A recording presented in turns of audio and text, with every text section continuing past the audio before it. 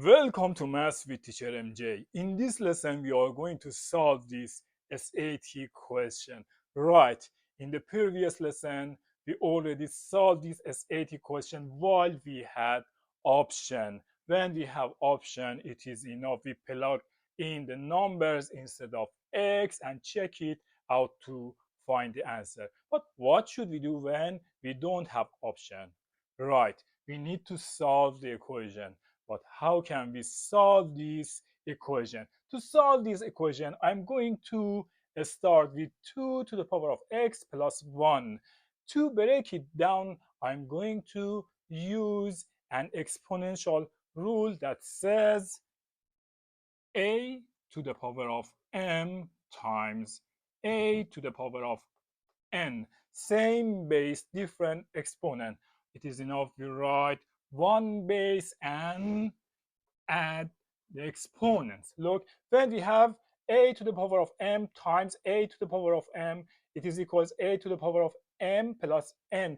Now we are going to work backward. When we have a to the power of m plus n, we can write this one. Therefore, 2 to the power of x plus 1 equals 2 to the power of x times 2 to the power of 1 plus 2 to the power of x equals 12.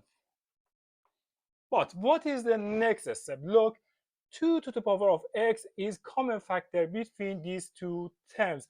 Let's factor it out. It's gonna be 2 to the power of x, 2 to the power of x times 2 divided by 2 to the power of x. Look, 2 to the power of x times 2 divided by 2 to the power of x. This one cancel out. It's gonna be 2.